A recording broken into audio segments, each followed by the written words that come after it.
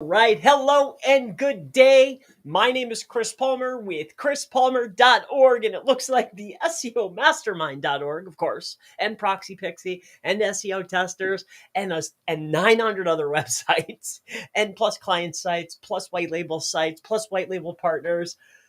I love SEO. In case you didn't notice, I absolutely adore SEO. It completely changed my life and it will change yours. With that being said, I want to know, let me know in the chat below. I created a page not too long ago. All right. And I created a page with the training around it. Oh, by the way, check out chrispalmer.org for any of your SEO needs. Anyway, I created a page based on a test to build a training around. All right. And here, I'll show this to you briefly. And I want your opinions. And then please let me know of any questions that you might have or anything I could help you out with. But let's go to a new incognito window. Okay. We're going to go over here to google.com incognito. And I created a page and I built a on-page training on how to optimize a page, how to find entities, keyword density, how to optimize your headers, how to optimize images, image alt. I broke down on-page SEO optimization and I utilized primary keywords, entities, co-occurring key phrases, and proper on-page optimization with a keyword that's against all SEOs because it's for a list. Now, my question is, I was waiting personally for this keyword, GSA, search engine ranker lists. I was waiting for the page to hit number one before I offered the training in order to showcase, hey, I can teach you how to do on-page SEO.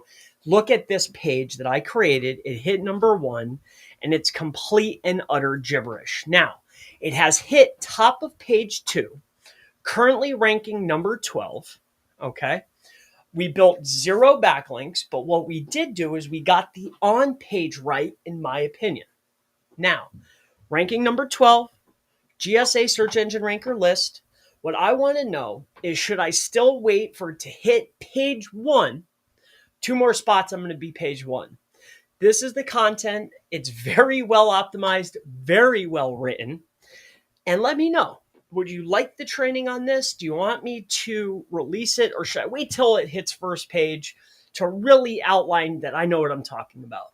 I created a page against all SEOs, exact matches, sites that have been there forever. And I have a brand new page that I just created less than 30 days ago, optimized it properly, and it hit top of page 2 finally. It took a little bit because SEO is not fast. Should I wait till it hits first page, or should I offer the training and say, hey, it'll be very, very inexpensive, of course. It's not about the dollar. It's about the information and showcasing business owners how to do SEO, right? So this is what we created. And of course, I offer a list, so it helps me too, of course, right? I'm still in business at the end of the day. Get your questions in. Also, let me know what you think. You think there's value? Should I wait for it to hit page 1? What do you think? Does it matter? Is it just an internal thing? Who knows? Next order of business. If you haven't already, please visit SEOmastermind.org. In the community tab here on YouTube, there's a link with a code. This code will entitle you to tests. You can get on the test list. You can see our tests, our current tests, old tests. You can give feedback, get your questions answered, plus any trainings that I give away complimentary for the group, you'll have access to. It's free. It's part of the YouTube Mastermind. Just want to let you know. Okay? With that being said, this is our well-optimized page. All right. I want to point out some of the things. I was just talking to my group about this. When we're looking at GSA, all right. Oh, list. When we're looking at these pages, all right. Some of these pages have been here for a very long time, and some of them are very, they're strong domains. SEO Clerks, Black Hat World, and or sites that have been here like GSA, the owner of the tool, like that's been there forever. These are hard to beat. Plus, I think the keyword is list, by the way. and we're in incognito. All right. Go to 2. Okay, so for list, we're at the bottom of page 2. Lists, top of page 2. Still page 2, and I'm pretty happy with that. GSA, SER lists. I don't know. That's what I put in the title tag. I don't know if that's popping yet. Doesn't look like it. Nope. But we could give it some more time and then go back and resurface this. Maybe even build a link. I wanted to create the page, optimize the page, and hopefully rank the page.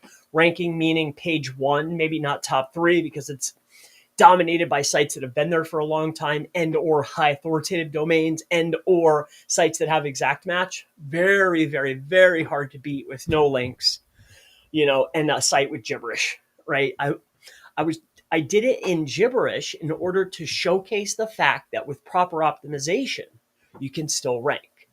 And between us, certain people can't read.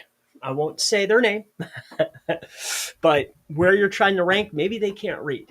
All right. So anyway, do you have any questions for me? I'm in a great mood.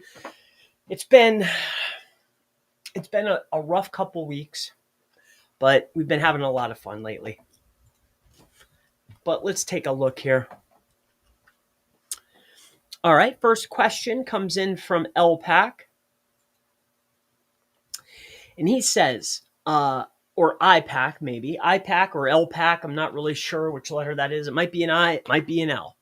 We're currently scripting a Python script to scrape 100 URLs in Google to pull metadata, H1 through 6. Word count, keyword match, variation, density, keyword count, H1 text. Okay, cool. My question, is there anything else I should scrape? Also pulling unique JSON types. Is there anything else that I could help you round out your tool with? Well, yes, there is. To help round out the rest of your tool, we should be looking at entity and co-occurring key phrases. Jot that down. And keyword diversity. Jot that down. Variations and matchwords. Anything that's bold and that's variations of the primary term. 2 and 3 word phrases. Jot that down. And then don't forget your entity diversity. Right? Like how many different entities are there? And then which ones are the most relevant and how many times were they used? For instance, for GSA search engine ranker, search engine is an entity. Okay. Years are entities. So we want to know how many they have, which ones are most relevant and how many times were they used. And then don't forget, when we're looking at headers, it's not just header count, but it's how many headers are optimized, how many headers have entities, right? Also, I want to point out, with this recent iteration, I used to not count paragraphs. But on this last test, I did. I think that counting paragraphs can be very helpful. Like Google is rewarding a template, in my opinion. And yes, there's other factors at play, but when we're talking about on page, the template needs to look like this or within a range. A template being how many headers are tuned, what's the word count, what's the density, how many, right? Like this is the template. The template is based on the average of what's being showcased at the top, in my opinion. So hopefully that helps you out.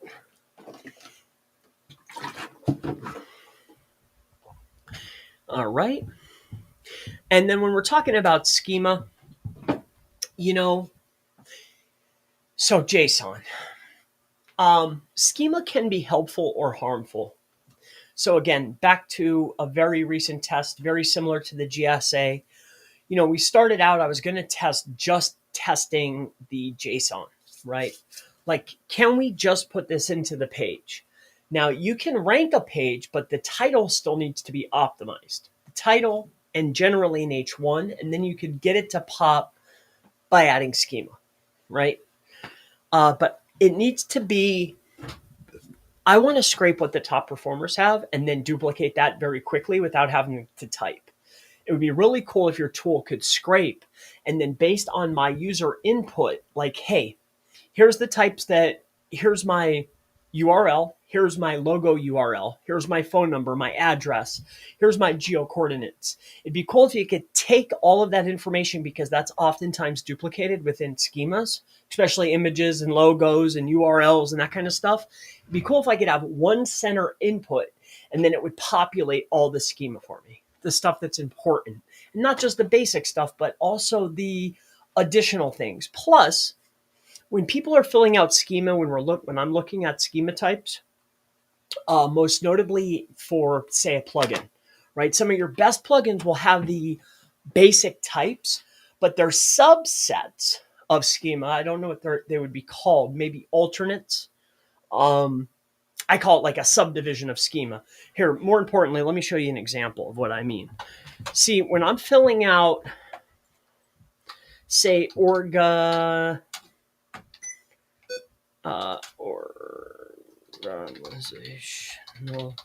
schema, organizational schema, okay? If I have my schema, let's go to schema.org, right? We'll go to our schemas, one page per type, full list of types.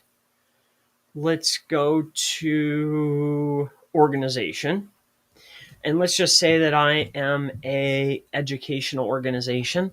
See how you have one main type, which will be organization. And then within that type, in order to fill out everything, there's all these separate little end types. Like, for instance, the address, right? I don't know what you would call this, an appenditure.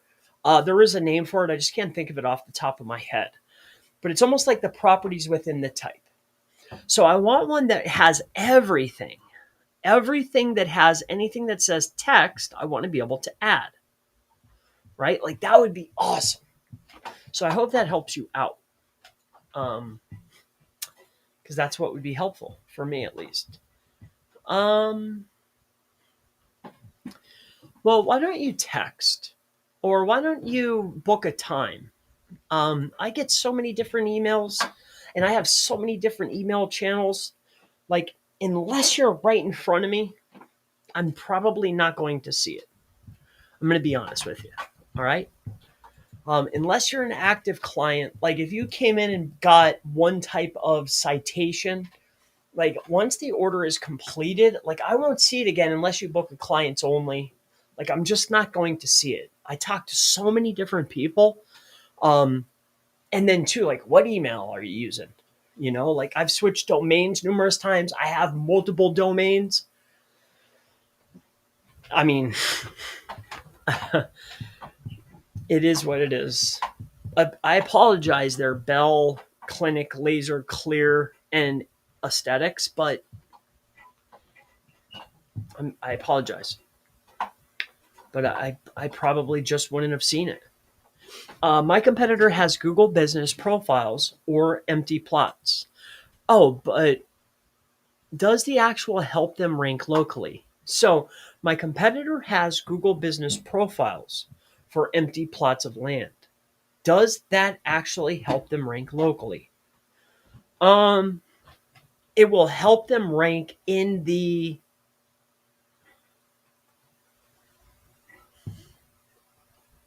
it will help them rank locally wherever that plot is. See, I don't know what kind of Google businesses do they have. Is it service area? Are they unverified? Are they verified? Wherever that listing is, right? Wherever that listing is, they should get, depending on competition and niche, right? They should get either a mile up to 8 miles around that business, wherever it's verified. So to answer your question, them having a empty plot and it's verified or unverified or a pin drop or whatever it is, in that area around their business, yes, they'll probably rank anywhere between a mile to 8 miles out, depending on what it is. So yes, there's value there. But if their plot is nowhere near a city or where actual people are, no, it's not going to really help. Like, yes, if somebody's standing on their phone a mile away from their listing, they'll probably show up. But if nobody's on their phone in that area, what's the point? Right? Hopefully that helps you out. They use gas stations and empty plots, claim a Google business profile, and I see this a lot.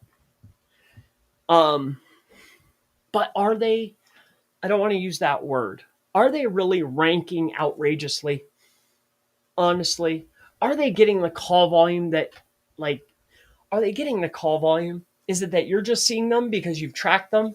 Have you gone on your phone on a different IP outside anywhere and did searches? Like, have you looked and is it just ranking reports, or are you seeing it for yourself on your phone from different areas in the neighborhood? Like, you're actually searching for them with no search history at all. So they're showing up at gas stations and stuff. Yeah, but you have to be hyper local to those gas stations, to those plots for it to show up. I have to search for that exact keyword in that exact area to actually show up. Can that work? Yes. If I'm in a super dense area, maybe. But what do you mean by, you know, like slaughtering it? I want to say, I can't say that word. Like, what do you mean? Like their phone is just ringing off the hook, or are they showing up all over the place? Just because they're showing up doesn't mean that they're actually generating call volume, you know? So I hope that helps you out.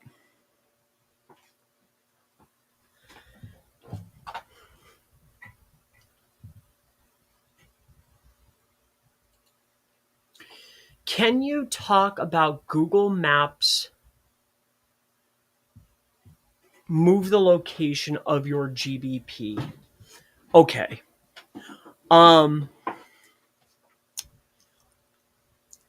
If I think this has been going on for a very long time. People can potentially move your PIN or take over the account. Now, you have to be diligent enough to keep your eyes on that, check your emails, and never give accreditation to anyone that isn't within your organization. That particular scam or that issue is generally avoidable by being diligent on your profile. Like, that's been happening forever. So I think as long as you're diligent, watching what the edits are, keeping an eye on it, making sure nothing is changing. Like, if you're actively working, especially if it's your own business, like, some things are going to slip through the crack if somebody has management over a bunch. But if this is your business and you're watching it, you're doing the optimization, keep an eye on everything. Keep an eye on your map. Keep an eye on emails. Keep an eye on who you're giving access to. Keep an eye on any edits that are changed and what you're accepting. Just keep an eye on things, and I think you'll avoid a lot of issues. As far as people adding extra businesses in the same location as you or taking your information and creating other ones, that's also been going on for a long time. Doing a search for your brand or your business in Maps or locally or through the API continuously to see if there's any other players popping up using your name or your credentials, your phone number at a different location. Keeping an eye on this will be helpful for you. All right. It doesn't cost money if you're a part of the mastermind. Yeah, if you put your question in into the chat, into the community, or come in here every Thursday. I'm here every single Thursday, and you ask a question, I'll be happy to help you out. All right. John, how frequently does posting on your GBP contribute to ranking high locally? It's not about the rankings. Yes, it's a justification. It gives you justifications. It gives you a push. It could potentially lead to more calls, more impressions.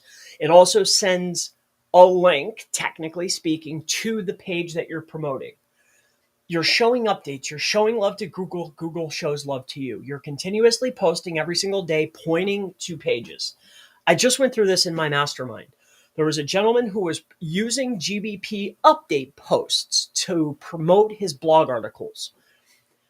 Some of his site is struggling. When we go and look inside of his Google Search Console, The pages that were performing the best are the pages that he was pointing Google Business Profile posts to on a continuous basis.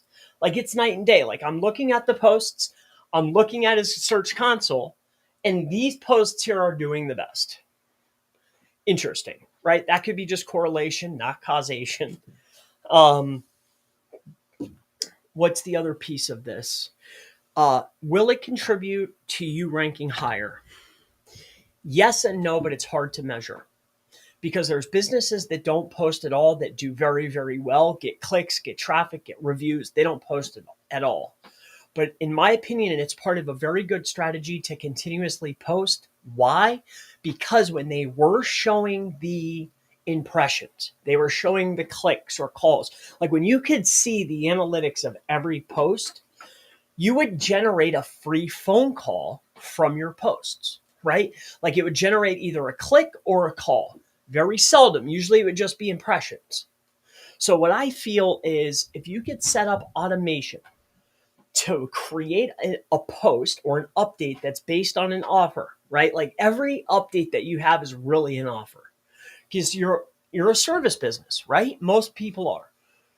If you're creating updates on a daily basis to promote your high commercial intent pages and your business using a branded image with a phone number on it and then a learn more link, will this benefit you overall in the long run? Yes, because it can generate clicks and or a phone call. Hopefully that helps you. The back end, front end, and website is way better than my competitors. Why are they ranking higher for keywords? Our domain is around the same age. There's some people pontificate on the amount of factors. Let's just say there's 300 plus. I think there's more, and I think Google creates their own factors, right? I think the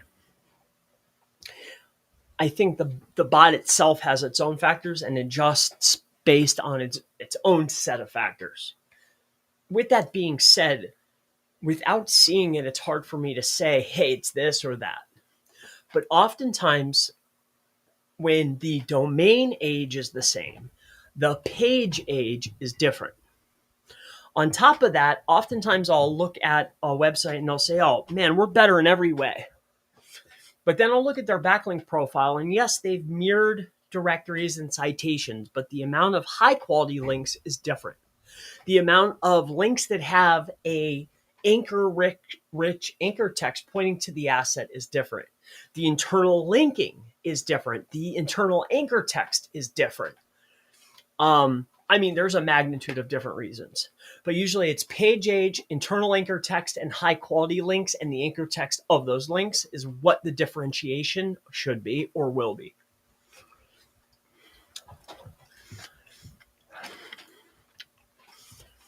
Hey, Chris, I heard somewhere that if you don't have an actual location and your office isn't open to visitors, you shouldn't add an address to your GBP. What is your thoughts? So the guideline simply states that if you don't see customers at the location, then you shouldn't have it. Period. Right? Now, with that being said, generally, depending on the niche or category, Google shows favoritism to Google business profiles that show a pin or show an address, right? Depending on the niche. Some niches, it doesn't matter. Google rewards service area businesses. Then it comes down to age and off-page factors, clicks, traffic, and reviews, right? So I want you to do what is within the guidelines and is best for your business. But in my opinion, my thoughts are 80% of the time, showing your address and showing that pin, generally those perform better than service area businesses, especially when we start talking about reviews, running directional requests, running traffic, running clicks, running activity. All right. So I hope that helps you out, but I'm not telling you to ever break the guidelines. I don't want your business. Showing up 5 is better than not showing at all. Right? So do what's best for you. But oftentimes there's an edge by showing your address. That's all I can say.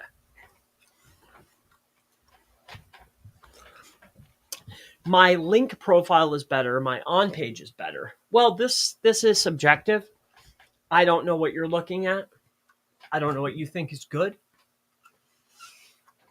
And you didn't mention page age, which is 50% of the game, which is why my page won't pop. Like I just showed a page, right? Those sites have been there for a decade, right? Other than ShareTool, those other pages and sites have been there for nearly a decade. The probability of me outranking Black Hat World's GSA page is highly unlikely. It's been there for a decade, right? SER verified lists has been there 8 years. You see what I'm saying? Asia Solutions, they've been around for 6+ years. Like beating these pages that have been there, not the domain, the page age. Like they've had a page and all that accumulation of data. People sending to the sites, Google testing the site, Google sending people, not sending people, the click data, the click stream data, the on page, the session time, all that history is built up. You know, like they've been a trusted asset for longer than a year. Like Google's a product just like ours. Like, why wouldn't they show that stuff more than yours? Like, you could have everything else matched and mirrored, and you could be the best number 10 you could possibly be. These sites could do worse, but they have continuously and successfully converted people and or kept people on site, had no complaints for a long period of time. I would venture to guess that might be one of your issues. But I've been wrong before, lots of times. Maybe more than I've been right.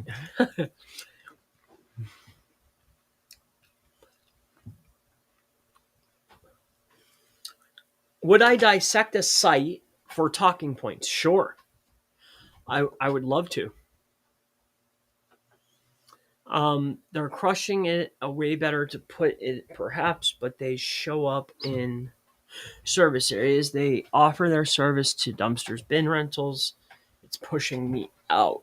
Yes. So they're creating sub businesses for a secondary service, pointing their stuff to their main listing, I would assume, while promoting their internal pages. It's almost like they're showing up in more spots for more services, which is really all just driving traffic back to their asset.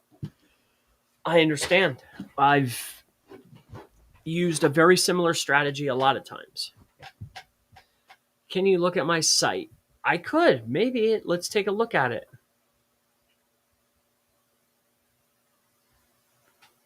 Yes, they can. Yes, they definitely can. Maybe not the very next day, but they can. Chris, I'm releasing a new site next week. I was wondering if you wanted to dissect. Wow, you asked me. Go ahead. Put it in there and I'll make a decision.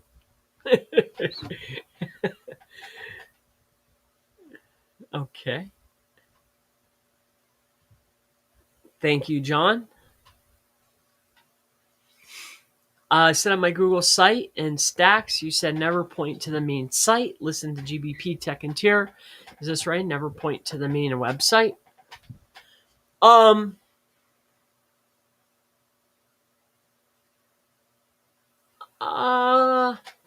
So I'm not sure which piece we're talking about here. So the stack, don't point to the main site, maybe to an internal page or to posts. Link to the GBP second tier. Is that right? Exactly. I mean, if we're talking about the stack specifically, don't point it to the site, right? I wouldn't. Unless you're just a single service, single location business. If you're a single service, single location business, then the stack can be helpful because generally this is in lower competition markets. It might be just enough to send you over, but that's it. All right. How would I get my website over to you to schedule the content? Like, give it to me now. Stacks just to Google properties. That's correct. Generally, like if you have a normal site and you're creating a stack, I'm just looking to influence or enhance citations, directories, PR, any links that are existing. Okay. And then of course you're linking to itself. That's the point of the stack. Thank you. Of course. All right. Let me run to the lavatory, get your sites in. If there's anything you want me to take a look at, a GBP, a website, I'll be happy to. Yeah. I'm messing around with a tool called Awesome Traffic. They had a new release. I had an old training on it. I'm not promoting it. I don't use it. As far as I'm concerned, it's a horrific tool until I give more testing towards it. However, they have a new release. Somebody asked me to set that up. I'll be happy to walk through the process of setting that up with you. I'm not promoting it. I don't have an affiliate link. Again, as far as I'm concerned, it's a horrible tool until I have more testing, but I'll show you how to use it. Okay. If you want. If not, put your questions in. Give me your website or your GBP. I'll be happy to analyze it, give you any tips. If you have any questions about strategy, technique, SEO, backlinks, on page, off page, anything, get it in here. Get your sites in. I need to run to the lavatory briefly, and I'll be right back in a few seconds here. Just give me a few moments.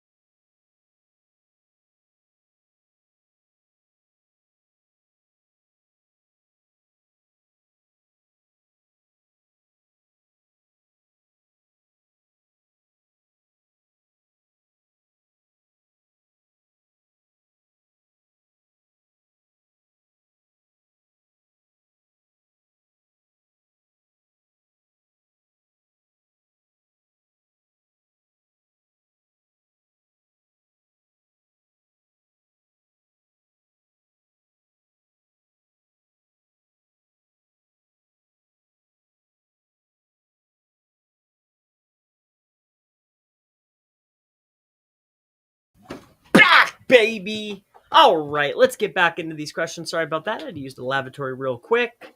Let's go ahead and take a little look here. I feel like I've created a Frankenstein. A lot of people I talk to feel that way. That's okay. We're going to take some PBNs and make them into directories. We're going to start launching out different little tests based on niche category with PBN sites. So that should be really fun. This was a recommendation from a guy in my group. I think I'm going to take him up on it. I really like that. That way I can make individualized content for the people that watch, right? HVAC, plumbing, foundation repair, chiropractors, dentists, doctors, lawyers. I think that'll be cool. And then we could do directory, which is fun. We already have directories, but build them in public. That'll be kind of fun. I like this idea. Stacks to just Google properties. Okay, moving on. I'm considering paying someone to build a rank and rent site that ranks number 1 in all the cities we're servicing, as the calls are worth good money. Well, if it was just that easy, everyone would have it. And if it was that good of money, there would be so many. There'd be so many, you know? Well, best wishes to you. Feel like I've created a Frankenstein. In your opinion, what has more power, guest posts or PR? Co-citation with PR plus that initial burst of brand. It depends on which stage you're in, right? Also depends on the cost of guest posts that you're buying. If you're out there buying $400 guest posts, then yes, I feel a $300 PR would be better, right? Like this one link versus the 500 or 600 links that I get, that's a hard toss up there, you know. Depends on what stage you're in. If you've already got the guest post links or the press release links, then I would say the guest posts. If you're getting low cost or in lower cost guest posts, then I would say the guest post has more link juice, link equity. Plus, I can vary the anchor text. It doesn't have to be branded. It's not going through a 302, like back to the news center or whatever you're using. Like every single guest post distribution platform, the links for your site are being 302'd. So yes, you're getting a link, but it's not like it used to be 10 years ago when we do a PR and you'd get a rush of all those links all at once. Like the platforms have realized that, hey, all of these outbound links can be detrimental to our site. So we're going to 302 them back to 1. So you're still getting that link juice, but it's not the full hit of all 500 sites, if you know what I mean. So one PR with, say, 500 links in it, like with Yahoo, AP News, Global News Wire, Morningstar. Do I think that that's more effective than, say, 2 guest posts? Yes. Like if you're out there buying guest posts for $100 or $200 a piece, you're going to get more benefit from the PR. Now, if you're able to acquire guest posts that are category specific at a fair rate, and I could get, say, 10 or 20 of them, yeah, that's going to be more beneficial than a PR. However, this depends on where you're at in your stage. Like if you're month 2 and you haven't done a PR yet, you don't even have any directories or citations yet, then a bunch of high-powered guest posts is not what you need. I need diversity is what I need. I need referring domains. I need brand presence. When I search for my name online, I want to see my brand show up. You know, I see this a lot, right? Like I just went through this with a client. The client is out there, right? We'll just say it's he owns a dog company, right? He offers dogs, he does dog breeding, he does puppy training, all kinds of stuff like that. So this particular website is a brand new website. They rank locally And what they're doing is they're firing in guest posts that are business and tech category at $200 a piece.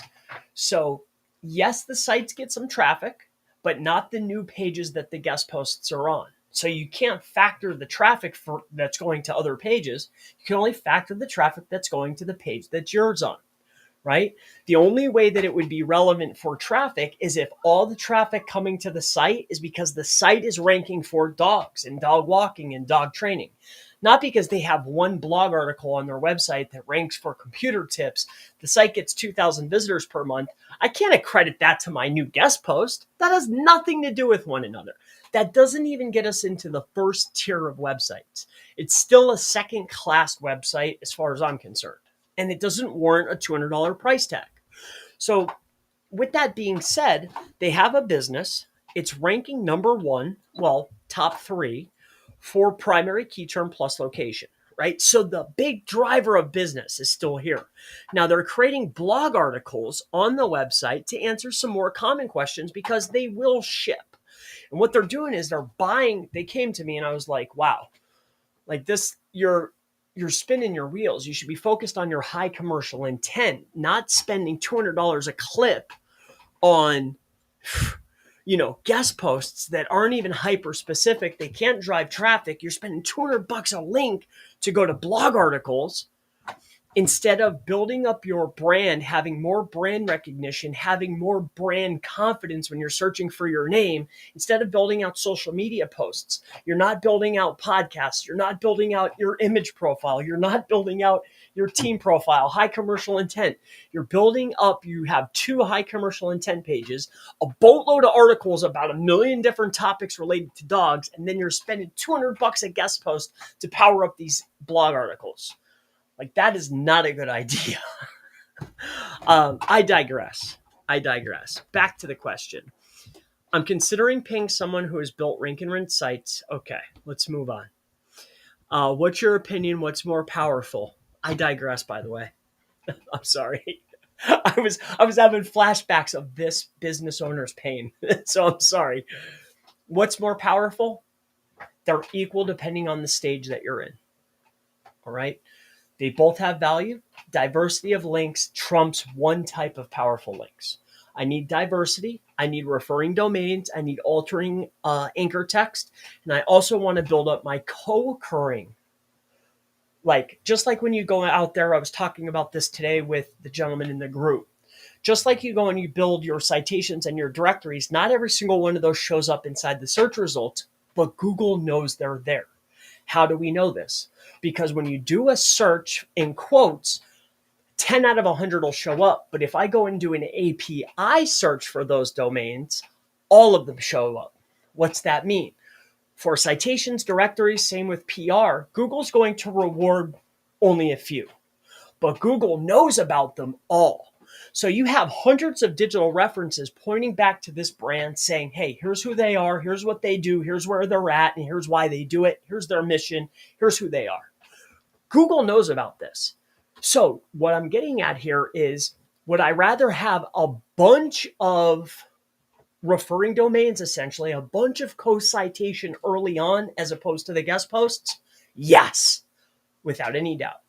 But do I feel that guest posts still have value later on in the campaign once I've established brand? For sure they do.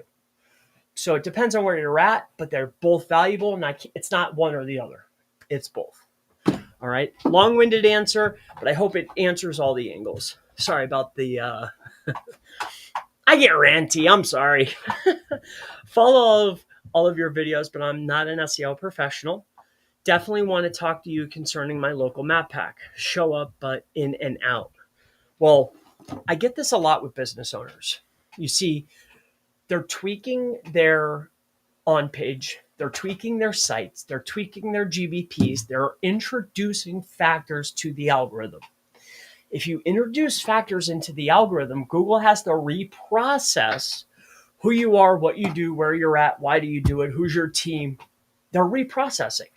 This is what's causing the fluctuations. You're coming in, you're coming out. You're ranking high, you're ranking low. You're in, you're out. I'm introducing factors into the equation. Google has to reassess who you are, what you do, and where you're at, right? So that's what you're going to see. All right. And then too, on top of it, business owners watch their own assets more than the agency or more than an SEO would. Why? Because I know everything I do today, I won't get paid for 60 days from now.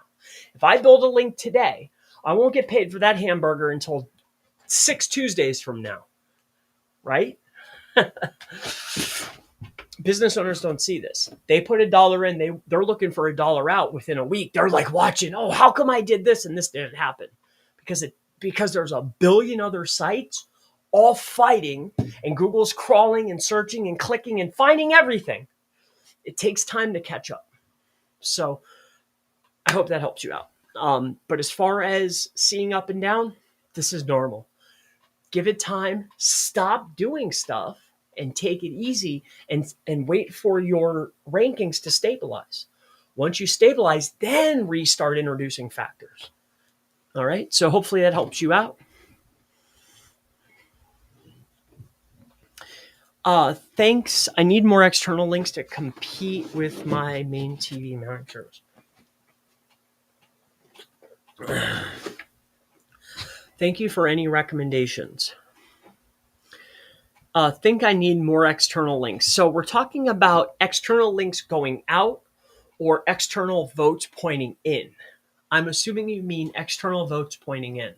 So what I would make sure that I have done is all the essential things first. What I mean by essential elements are going to be this. It's always the same lineup. Volumes change by difficulty. Okay. So the main essential things, no matter what, are citations, directories, location-specific citations, niche-specific citations, or directories. Then we start looking at paid citations and directories. Then we move into data aggregator submitters, data aggregation. Then we want to have an assets of branded assets. We need foundational branded assets. Those can be all of our social medias, social media posts. That could be our Web 2s. That could be podcasting. That could be audio, images. Any foundational links that are branded are the next assets to have in place. This also includes posts coming from those assets. And just because it's no follow, this has nothing to do with the value that it does for you. What I mean by this is a no follow is a directive that you give, a webmaster gives. Google doesn't follow what a webmaster says, right? If you no index a page, right? Here, I won't even use that analogy. No follow and follow are directed from the webmaster. Google does whatever they want. Now, whether they're going to give value or not is entirely up to them, and we won't even know if they did or not. So we want to acquire as many branded assets, citations, directories, data aggregators, Web 2.0, social, anything that's of higher quality that's branded as we possibly can. As many votes as we can, okay? As many references as possible. And go and take a look at your other competition. Even in the smallest categories, they generally have 100 or more that show up in the SERPs for their brand. If I search for their brand name in quotes, I guarantee you they have 100 or more assets out there. Your top competitors, plumber in, I don't know, some town in Iowa, whatever it is. Okay? Citations, directories, paid citations and directories, data aggregators, foundation links, social, Web 2.0, podcast, image sites. That's 10 different assets right there. Then I would start looking at PR, branded PRs, and review PRs. Okay, who is PRs, scam PRs, review PRs, me versus them PRs, those types of things. These are link assets. This is also going to do what is called opinion sculpting, right? This is a new term for me, and I really, really like it. There's a lot of services popping up that are going to start doing this, okay? This is very, very common. A lot of people do it to negative effect, but I'm seeing it more and more for positive. When people look up whatever plus review, people do it to hurt other people, but you can also do it to help yourself, push that crap down, okay?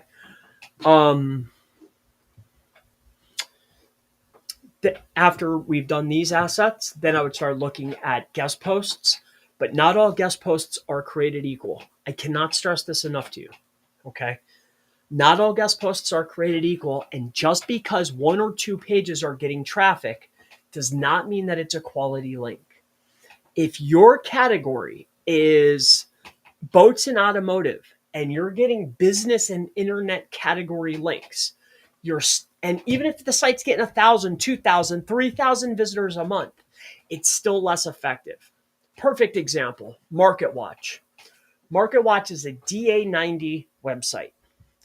It's business industrial, right? DR90. The site gets a crap ton of traffic. I get an internal link, do follow on their site. Does it push me to spot number 1? Yes or no? No. No.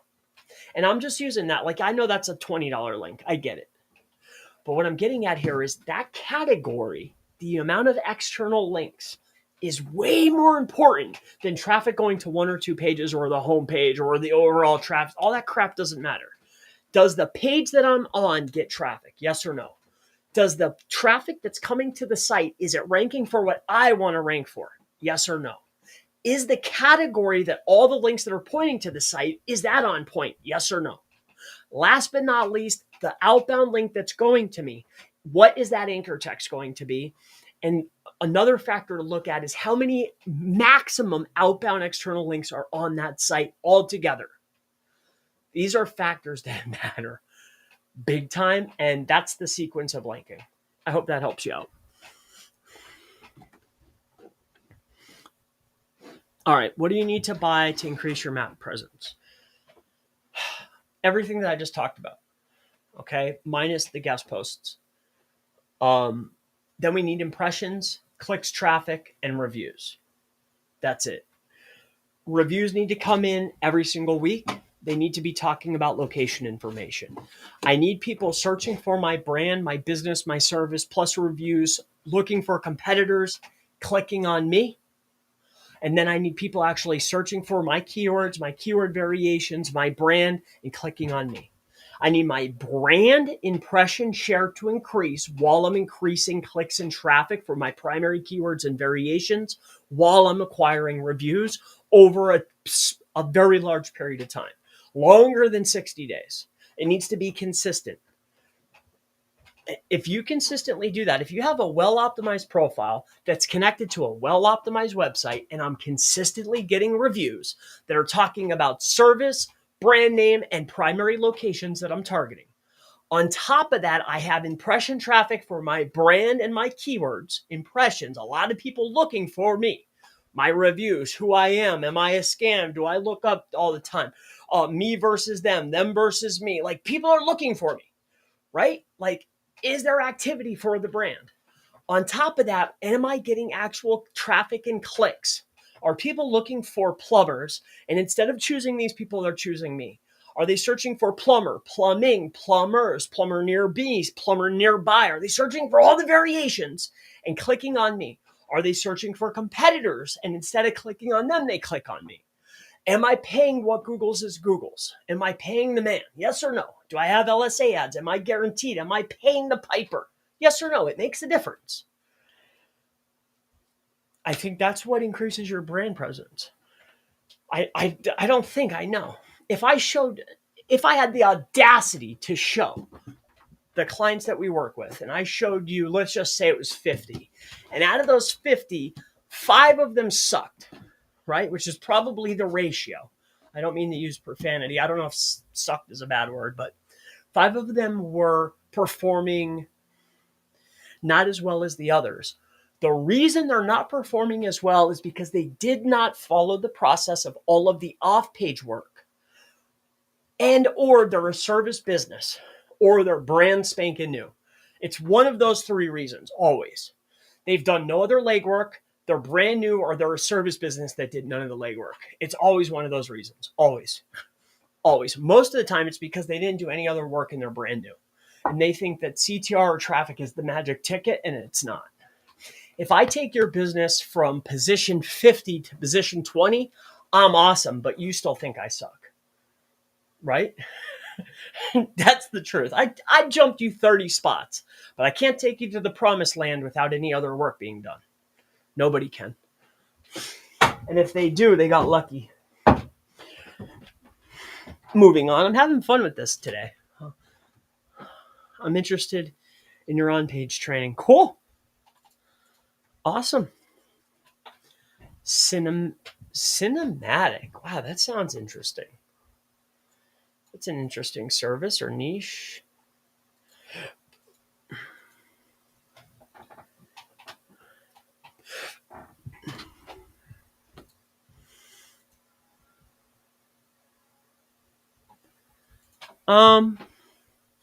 I've been invited to do an interview for a contribution to a major e-commerce player. Something with an S, mention plus backlink. Is it worth the time?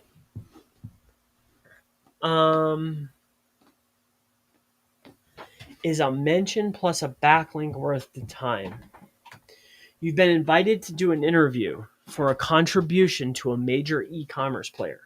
So they want an hour or two of your time, right?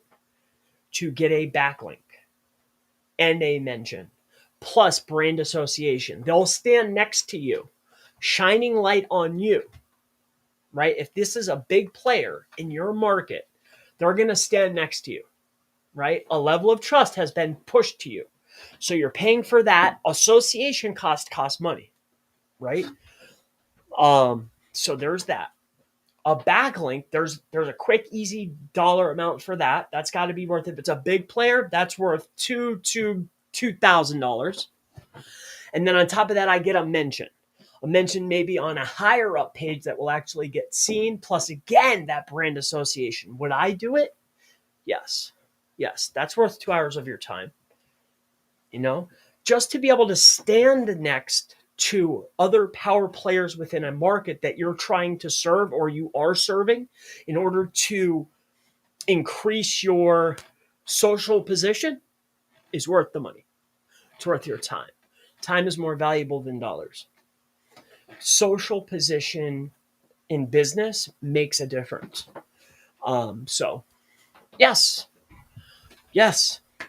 That'd be like, if SEMrush asked me to come on and give them 4 hours of time to get a feature article, which I did.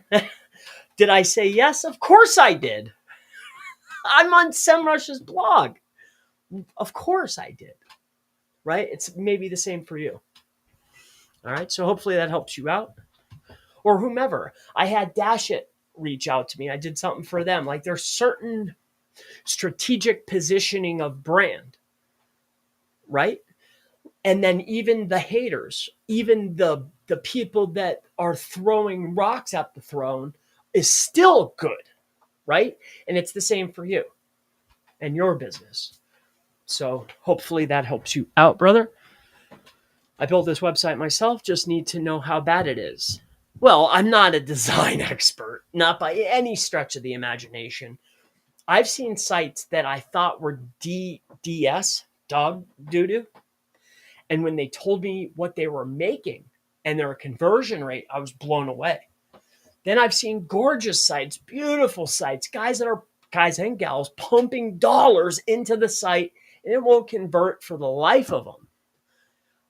I've seen both spectrums. Design, if somebody wants something bad enough, they don't care what it looks like. If you're in position to help them or there's any credibility, word of mouth, anything, it doesn't matter. But I'd be happy to look at it. I'll give you my opinion, but I don't know how much weight my design opinion holds. You know what I'm saying? Hopefully that helps you. Thanks for all your do. I appreciate you. I appreciate you. Is that Chris Palmer? Is that my guy? This guy's the biggest motivator. I love this guy, Chase. Dude, he has like a motivational Slack that it's not really, it's more of a text message on a friendly behalf, but it's very motivational. Very, very motivational gentleman. Some hate him, some love him. It doesn't matter to him. I know that for a fact, but very helpful. Good guy. Whenever I tweak on page and I temporarily see the rankings drop, I get nervous, but I know I should just leave it right. Okay, so with on page, you can make tweaks and adjustments, give it 5 days, and you'll see once you see that cache happen. I don't know if you guys know about this. I'm sure some of you do, some of you may not. But let's just say it's GSA search engine ranker list, right? And say I was going to page 2. I was going over here. I come to this page right here. You make your on-page adjustments, okay? And you type cache : and you go and you take a look. When was the last time that Google was on the site, right? When you make your changes and you see that they came and they cached twice, then you can, wherever you're at, that's where you're going to stay at, okay? Once they come twice, they'll generally come 2 times, one with desktop, one with mobile. You'll see it, right? Now, I don't know. I made the second part up. I just know that they come twice. Okay. Not that I made it up. I just always assumed that it's 2 different types of crawlers. And in my mind, I always thought to myself, it's desktop and mobile. I'm not Google. I couldn't tell you. I guess I could check the logs and go and see.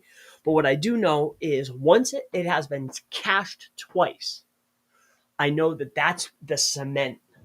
That's the placement. So what I would do is I would make your changes, wait for 2 caches, and then if it's not where you want it to be or you think you can do better, make another iteration and go again. Usually what I like to do is go for the zones that you know, right? Like I know about 25 off the top of my head where I could put a keyword and keep jacking up either entity or density or keywords or keyword usage up, go as high as you possibly can until you see a dump, and then just start taking away from headers and then see where you land. That's how I like to do it. Take it up as high as it'll go until it falls. Then you know you've met the threshold for the SERP. And then you go back in and change it again. That's what I do. If I'm working on something like this, I'll just keep messing with it until it drops. And then I'll say, okay. And I'll go in there and I'll take away 1 or 2, usually within whatever zone I was working in, and then it'll go back up. Like I just tweaked this not too long ago. And I think it fell to 31. And I was like, okay. My word density is off. But anyway, I hope that helps you out. Usually you could see it within 5 days. So every 5 days you can go change it. But really what you're watching for is 2 caches. Okay? Hopefully that helps you out. Thank you so much. It's my pleasure. I want to expand counties for my services. Just build out new service area pages. You could do that. Okay.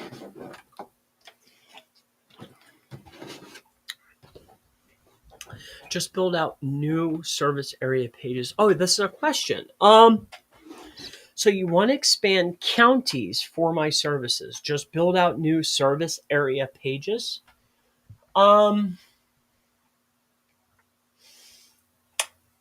So what I don't know the current structure. I don't know how many services you have. I don't know how much work this is going to be and how many shortcuts you're going to take along the lines. But what I can say is if you want to hit counties, generally there's towns that are within counties, right? So sometimes inside of those main city or main town pages or city pages, I can talk about surrounding towns and the county that I'm in on one page. Generally, you can go and see by typing in cities that are in a county or towns that are in a county, you could search in Google and see, is Google showing the same results? If the answer is yes, then you only need to have one page and then talk about those counties and towns that are in that surrounding area. See, oftentimes, like let's just say there's a city page, the city in a specific county, there's surrounding towns and it's inside of a county. I can optimize for the city because that's where all the traffic is, but there's a trickle of traffic for the county and the towns. So what we'll do is you can look and see, depending on what the site is set up, how many services, how much work is it going to be, how many shortcuts have I taken already. You can generally take a look and see, okay, when I search for this town and I search for this county, Google shows the same results. I search for this town, it shows the same results as the city.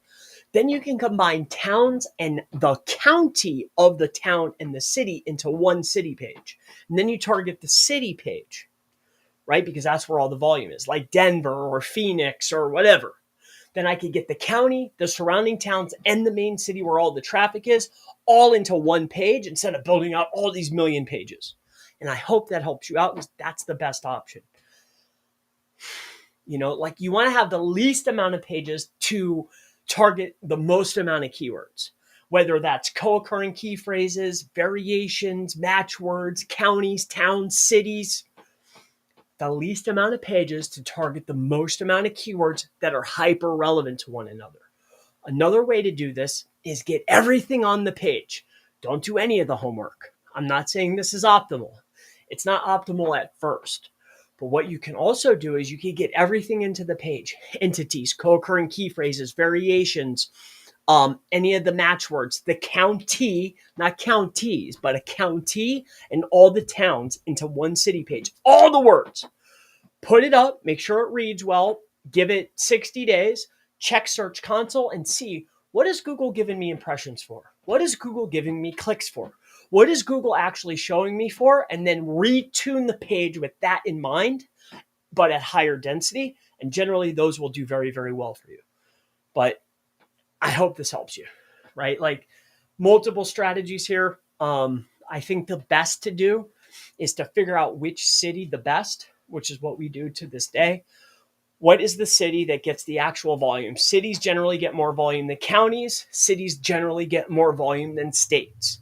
So I can, in that city page, encompass the state, the county, and surrounding towns, depending on where we're at.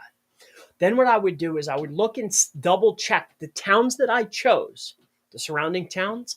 Do they show the same results when searching for the city? If the answer is yes, great. Encompass those into the page. So now I can tune for surrounding pages, the state and the county, and the services. All the entities, the co-occurrings, the variations, the match words, everything's in that one page. Then I go and see, what am I actually getting impressions for? Then I can double down on what I'm getting the impressions for and remove all the rest. This way I'm just better optimized. And then on top of that too, you might have variations or keywords in that page that you don't even know. Google starts showing you, right? Then you just add higher density of those words to the page. It's called gap analysis, keyword gap analysis. All right, I hope that helps you. Maybe that was too much M-chew for you, but that's it. I'm on a roll today. Not sure if you answered my question already, so apologies. Is your strategy from your keynote at WOS last year still working? I'm not sure which strategy, but if we're specifically talking about getting pin drops for a mile radius in an area, does it work? Yes. But keeping those pin drops or keeping those listings has become, for longer periods of time, has become exceptionally hard. Also, some niches are harder than others, and the proximity that we used to get, we no longer get. I used to get a mile, 2 miles, some even bigger. Like when I did that plumbing of Minneapolis, I hit just the surrounding. We only built 50, maybe it was 20. It doesn't matter. He's still, to this day, I believe he's still up there. He's called Discount Plumbing. The keyword that he wanted when we started the campaign was he wanted to rank for Discount Plumbing Minneapolis. And he also wanted to rank for Minneapolis Plumber. Let's go see. Did it still work? How's his GBP doing?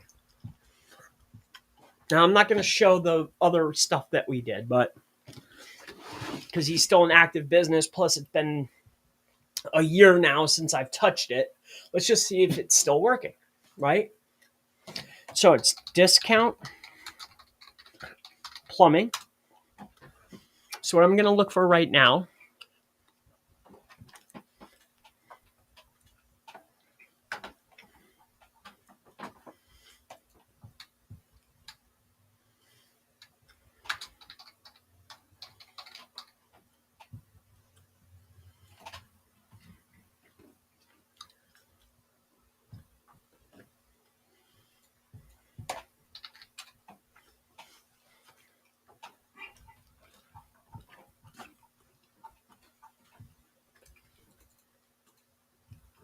Hold up.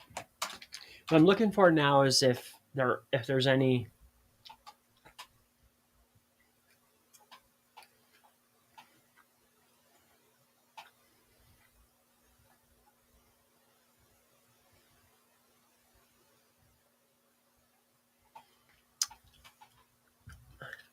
Okay. It looks like they retained one other one. They might even have verified it since then. So that's that.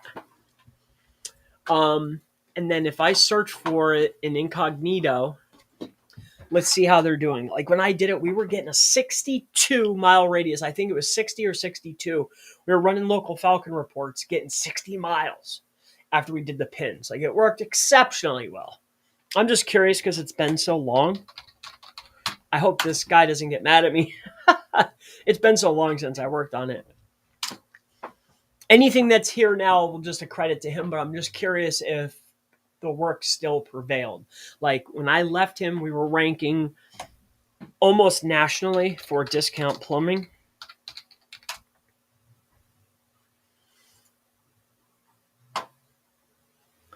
This has nothing to do with me. Discount plumbers and MN. So, okay, so he still has this. Like if I was in the area, this would show up. I'm almost guaranteeing. Discount plumbing. Okay, we got 2 up here. All right, so he's still doing very well. Very, very well. And then let's just look up plumber in Minneapolis. I probably spelled it wrong. Don't grammar police don't come and hunt me down. And yes, there we are, number 1. I don't think that the ranking position in here really matters. At the time I was fighting with this guy here, we got into the map pack. We were having, we did a lot of work for this particular business. So still ranking number 1 in the map pack. As far as the site, I didn't really have too much interference with the site.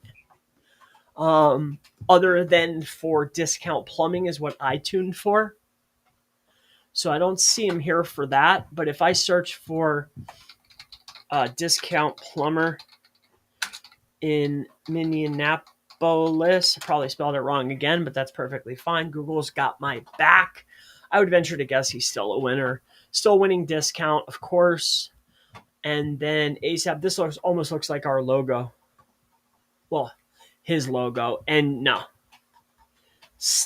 he's not. I don't see him here. I see him in here, but I don't see him organically. So plumber at Minneapolis and discount plumber. When I left him, we were ranking organic and in maps. When I first met him, he was not in maps at all. Not for discount and not for Minneapolis. So there's a plumber. Now I've shown pools, plumbers, carpet cleaners. What else? I could show law firms. I got some clients though I don't understand why, but they don't like me showing stuff that we work on. Everything we do is white hat. So maybe they're worried about that. I don't know, but everything I did here was white hat. Yes, it's ranking top 5 usually. Beautiful. I pay for Google ads. South Carolina, come on and raise up. I actually think it was North Carolina. Moving on. Not sure if you got my website submitted in the chat above.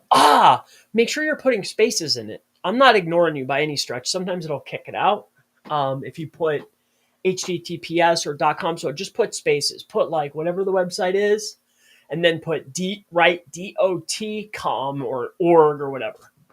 Don't like spell it out. Don't put the entire parameters in. Okay? Time is everything. Only have 80 to 100 years. Time is everything. Time is everything. But I don't know where I heard it, but a lot of people will overestimate what they can do in a month and underestimate what they can do in a year or something like this. That's true. And then people always underestimate the amount of effort and time it takes to get success or build a brand. Like, I mean, it takes a lot of time. Like, go look at Thrive. Look at, even in the SEO space or digital marketing space, the big winners been around for a decade.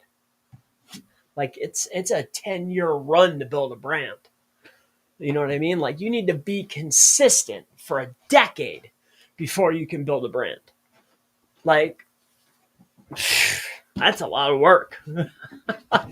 Like, I've been being like, I've just started being known, but I've been at this since freaking 2012. You know what I mean? This is crazy. I've been doing this forever, it feels like. And I'm sure you've been working on your business forever. So you know exactly what I mean. Whoever's watching. But time is everything. But take your time, slow down. It'll come. When I see a website from 1999, I automatically trust it. It feels authentic. That's right. That look, right? That feel, that look. Yes. You know. Like, not only do they still have the site, but it's been there all that time. Dude, I had a site. I'm embarrassed to even say. Let's just say it was the exact match keyword for multiple keywords. That was like my first run many years ago, over a decade. I wish I still had it. I think it was like Digital Marketing Search Engine Optimization Service Pro or something like this. Oh my gosh. Insane. It'd be cool to still have it though. Something along those lines. All right, I have a wedding band website. Okay, here we go.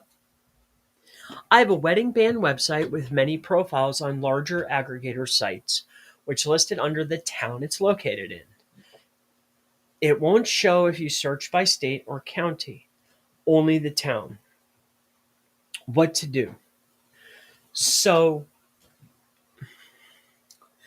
again, my recommendation has to be white hat, right? But I can give suggestions instead of I can give a suggestion as opposed to a recommendation. So a recommendation is keep doing better work. A suggestion would be to create a new profile in the secondary areas that we target on, say, Yelp and Monta and MapQuest, and then fill out the description, the name of the business. You probably have a different phone number for that different location, and you have a different description, and you have a unique page that points to. Now we can target more areas, show up on more best of lists, have more directories, have more citations, have more of everything. All by changing up that one thing. Change the URL, description, the name, the phone number, and point it to a new page. Now we have the opportunity to show up in more places. Not all will get the benefit, but a lot more will. And that's my suggestion. My recommendation is on those pages that you're pointing to on your original, can I include more location information? Also, another recommendation that I've heard other people, if they want to show up in more places on aggregator sites and or sites like Yelp, then pay the money. But I think I would just lay down more listings if I was suggesting it to you as a friend. All right.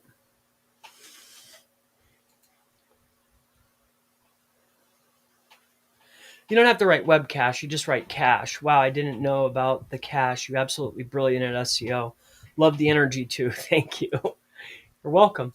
See, I don't know what you don't know. See, I know lots of little things like that, right? So as we talk, I'll give up more. And I'm learning stuff every day. And then people ask me about the trainings. I just got asked, I went to,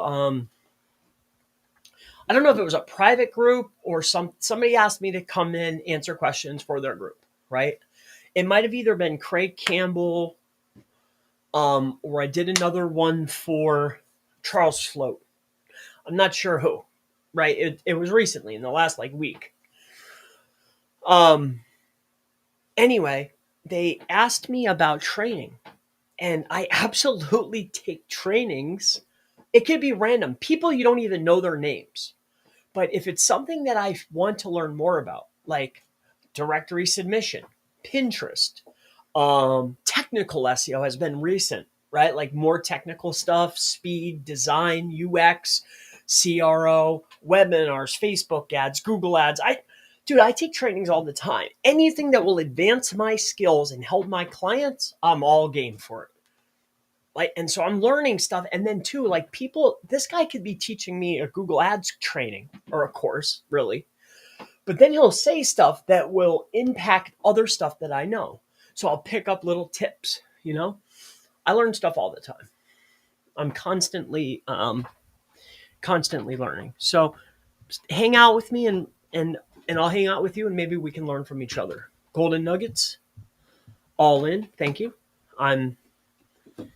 I'm glad I can help.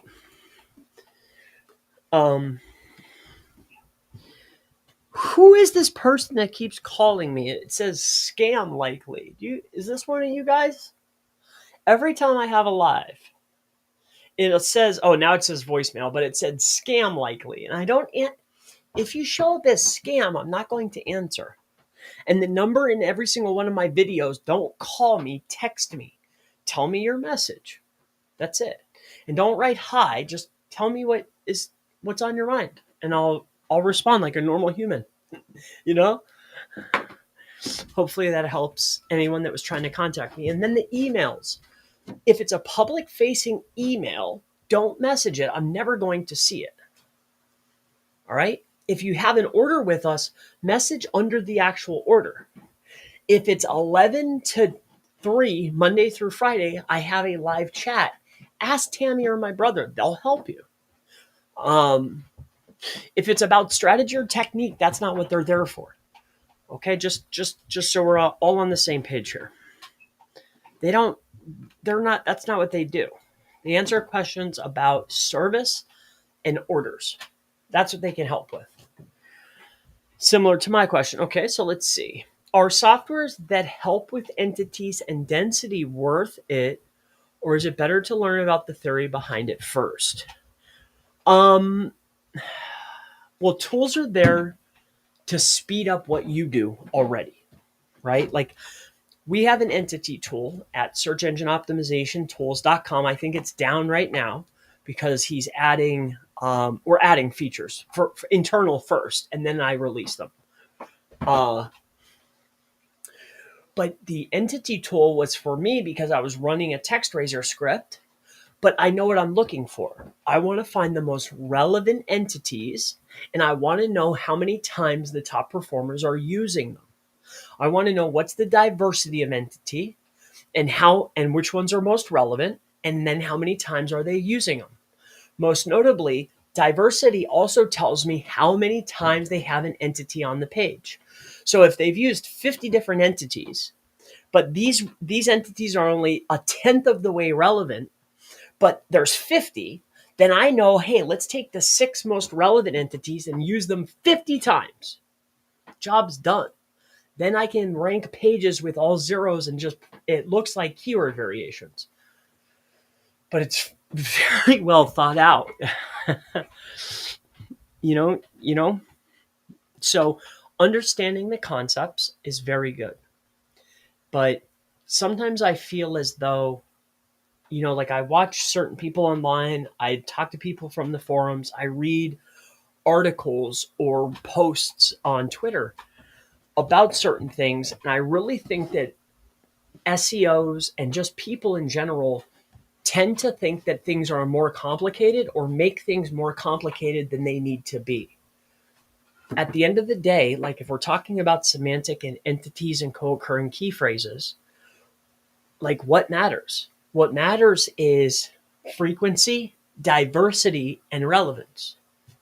That's it. Once we understand those concepts, then we just need to know the terminology. What's a keyword? What's a variation? what's an entity, and what's a co-occurring key phrase. Once we know what that is, then we can utilize tools to help us get those answers. And that's my recommendation. For service pages and location pages, how many internal links per page? Okay. So let's here.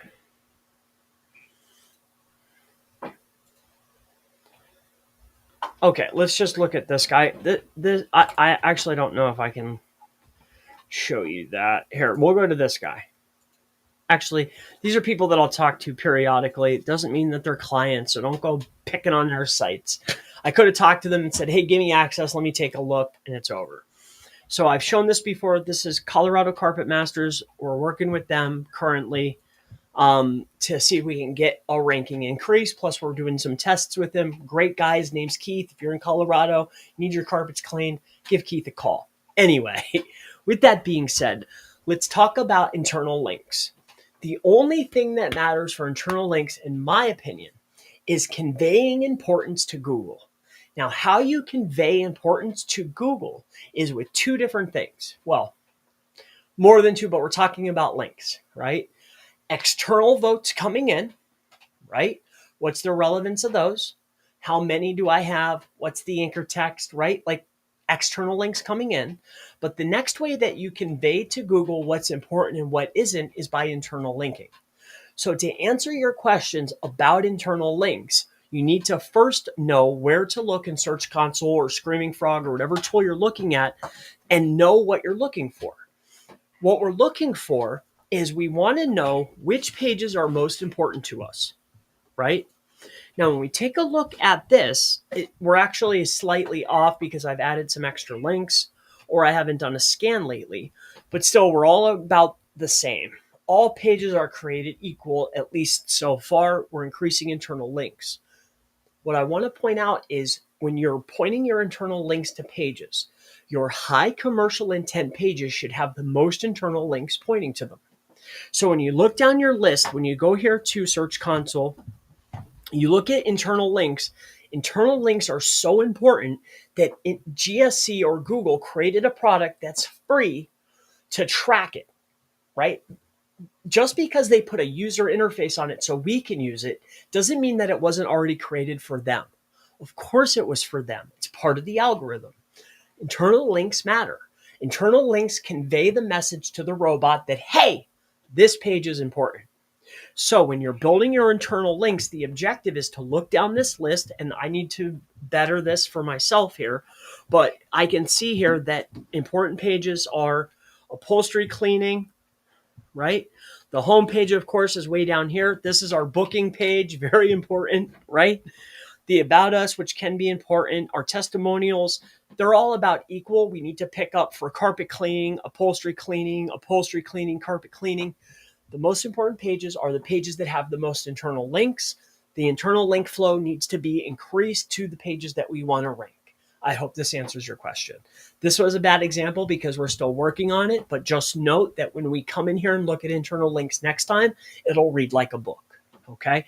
And how we generally do this, and again, don't blast me because we're still working on this, but if I go to Colorado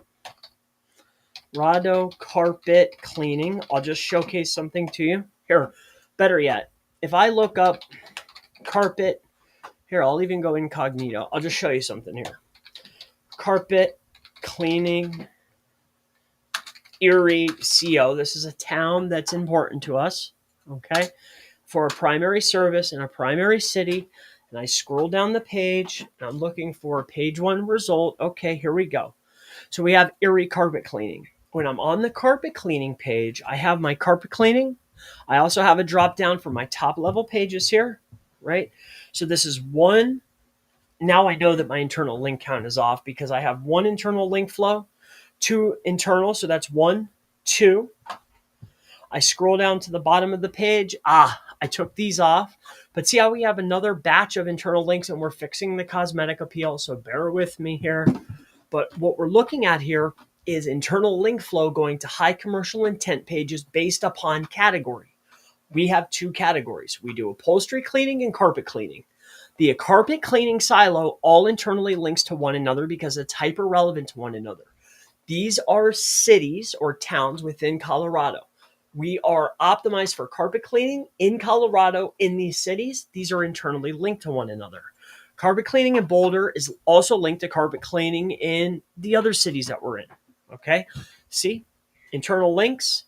I took them out of the bottom because I were testing something. But with that being said, we also have them at the top with the nearby. Are you with me? Increase internal links to show importance to pages. I digress. We'll go to the next question. And that's how you look at it, too, inside Search Console. So hopefully that helps you out. That's nuts. 60 miles is nuts, yes. Yeah, we were crushing for a minute there. Like I created, for that, if we're talking about that plumber, that was an old client. I might even have scans still in Local Falcon from back when we did that in I think the end of 2022, somewhere in there, right?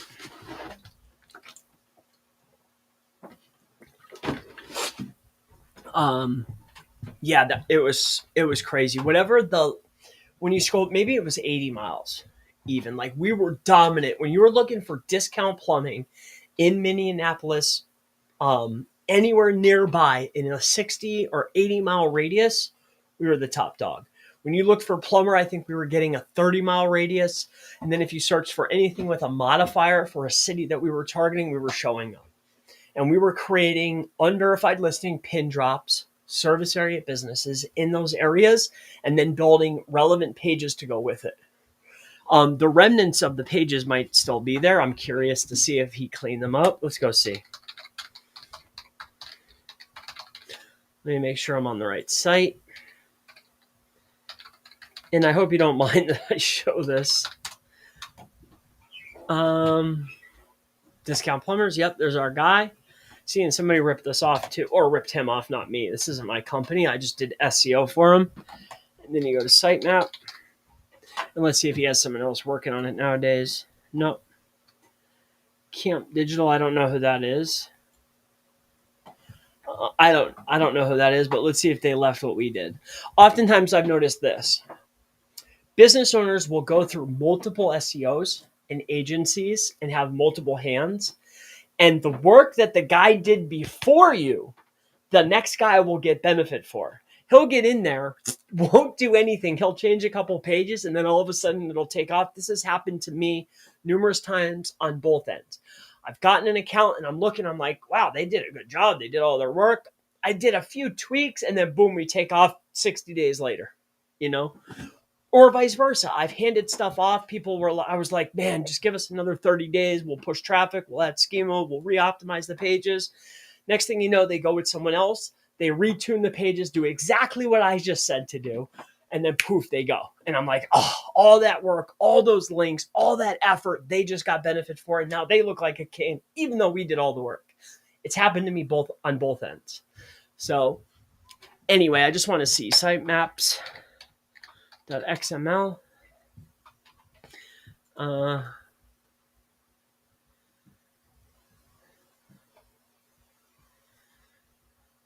Oh, I don't know what they got going on up in here. They're doing something else nowadays. That's not something we would do.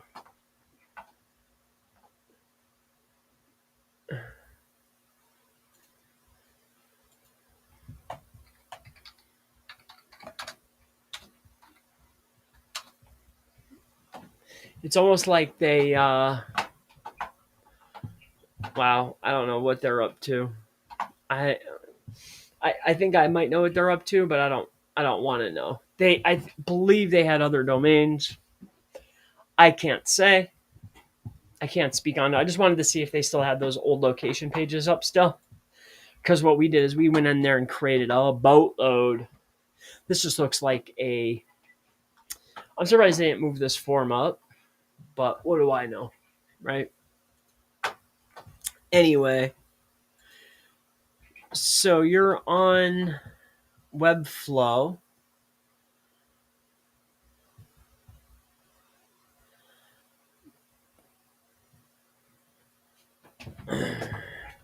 Okay, so you want me to go in there and scrutinize. Okay, let's take a look together. Let's just see what else we have here quick.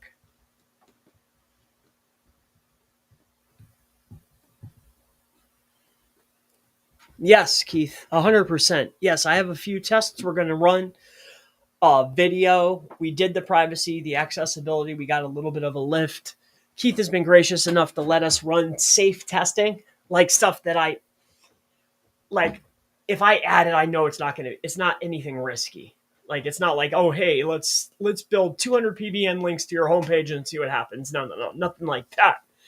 Adding video, adding directional maps, nothing even gray hat, just adding more entities to the page, taking them away, better keyword usage, better variations, better structuring, moving a video up, changing the homepage, branding the homepage. Like we're doing these types of iterations on the site just to see what would perform most optimally. And each time we add a tweak, he performs a little bit better. We've also been expanding map proximity, which I think he's been pretty happy with, I hope.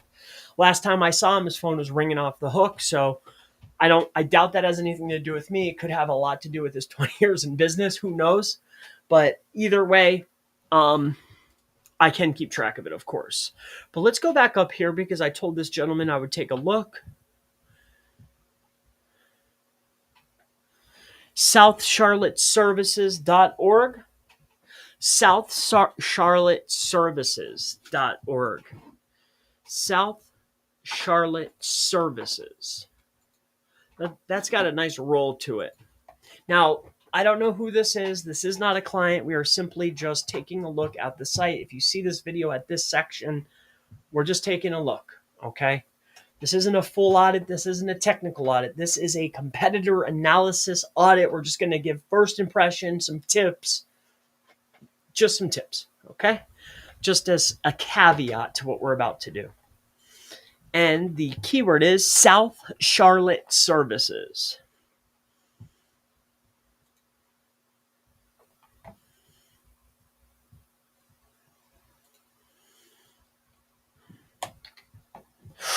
My wrist is killing me from propping it up all the time on the keyboard.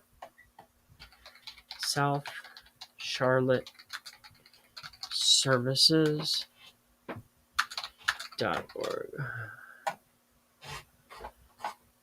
Okay, so we're doing TV mounting. Okay.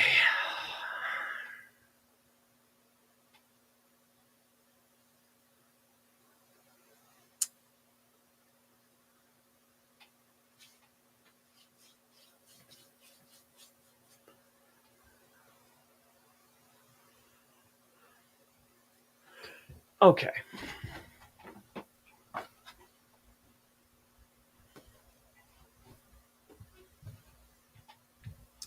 There's two.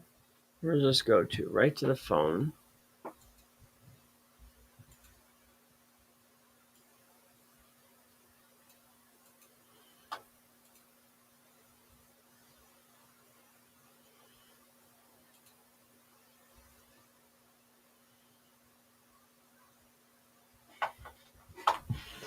Professional TV.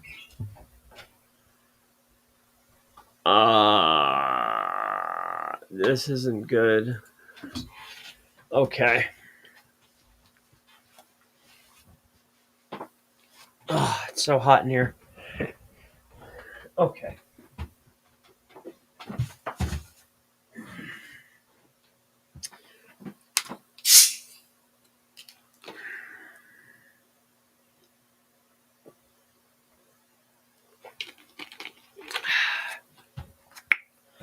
Ooh, that's good. Whoa, I never tried that one before. Sparkling ice classic lemonade, zero sugar. Delicious. I think that's clear. I mean, it tastes like a lemonade. It tastes like sparkling lemonade. But with that being said, so, well, what do? Our primary service is, well, we do TV installation. We do all of this stuff.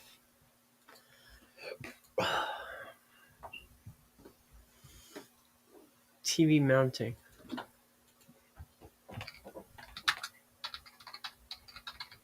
Oh, that's dude, that's an interesting little job, because I remember when we got new TVs, I went and bought this thing. You pull it out, and then I think I had little Chris. You pull it, and it'll like smack, and it'll make like a line, a chalk line, a chalk line. That's exactly what it was called. So I went and bought one of those so my line would be right. Then I went and bought this Rayovac thing that you put it on the wall and it beeps to find the stud.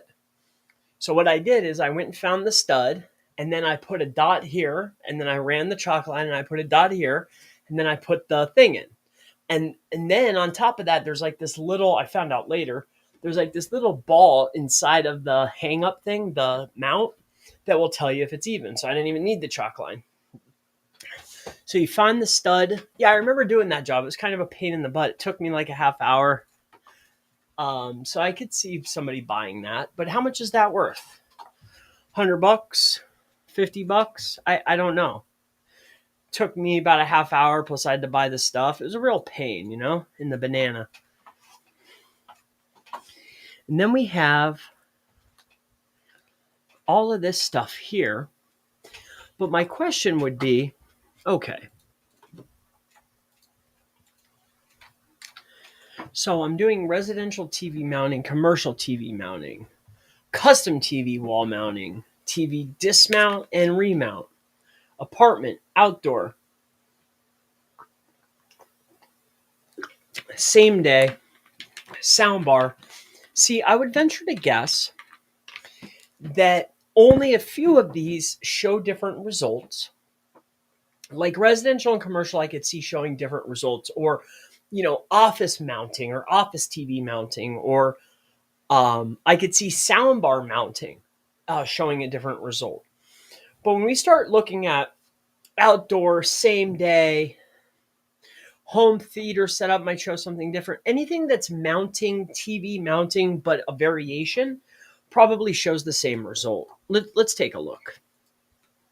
So the first order of business that I see here right off the bat is when I look at residential TV mounting in Charlotte. Oh my God, come on, Adam. Quit harassing me. Mounting in Charlotte. Adam, I love you, bro, but you call me at the wrong times. Residential TV, probably because he sees me online. And I have two different computers. Like my work computer is different than this work computer. Like my actual work computer is not this one. Residential TV mounting Charlotte. NC. And then if I look up commercial, right here, let's just take this. We'll take this. Like my question is if you go through these services one by one, does Google commercial? Let's just look this one up. I won't look at them all up just for sake of time and moving along. But what I'm venturing to guess is A, there's not much volume. But B, when I look down the list, TV Mount Charlotte, Carolina Custom, South Carolina, here we are, right? And we're showing the homepage. Wonderful. We have this plus hello. So the first players are Carolina and TV Mount Charlotte. Then I come over here, and then I have TV Mount Charlotte. I have me showing up second, and then this other player shows up again. So this tells me that residential and commercial, the same players are in the top spots, the same pages. This tells me that for residential and commercial, I can have one page. But then we have to drill a little bit deeper. Like, could I actually have a page for, let's just say, over fireplaces? Like, could I have TV installation over fireplaces? Could this be over fireplaces? Does it show the same results? Yes or no? Well, there's Carolina Custom Mounts. They have two spots. They're so relevant. Then we have TV Mount Charlotte again, and then us. On top of that, it's still showing their homepage. This tells me that one page could encompass all the different things so far. I would go one by one and figure out how many of these services show the same results. the pages that show the same results, that means I could create one page for TV mounting. That's my title, my H1, my URL is TV mounting, right? And then as features, I could have those in other H tags and as secondary density within the page. It's still TV mounting, right? But I can do commercial, I could do residential, over a fireplace, I could do apartments. Like all those variations are one page. I've diluted my profile, plus on top of it, Google's showing the homepage. That's one thing that I've noticed. Doing that homework, like you might have did more work than you needed to, plus you're just fighting with yourself. Google doesn't know to show this page, this page, this page, this page. They don't know. You have all these pages. Then the next thing that I saw is this. See, I like this kind of stuff. I like that you have video, like you have a lot of multimedia, you have pop-outs, you have tables, like you're doing your thing, right? I commend you for that. The next piece though that I noticed is when I click on something, right? The structure in which that it's in, right? When I click on this, fireplaces, mounting over this, if I click on any of these, see, and now we offer our services in more than one area. It's not just Charlotte. We do things for Waxhaw, Pineville, South End, South Park, Plaza, Balliant, however you pronounce these, and Charlotte, right? So technically speaking, for all of my mounting services, all of my home improvement services, all my idea hub, technically, if it's a high commercial intent page, not only should I have a page for Charlotte, but I also need a clear and defined page per city. But then it takes me back to the SERP. Google's rewarding home pages, but I can't just put everything into my homepage. So that tells me then my next best page is going to be off of the route. This is a problem. When I come up here and I take a look at my structure, I could see that you have TV mounting near me in Charlotte.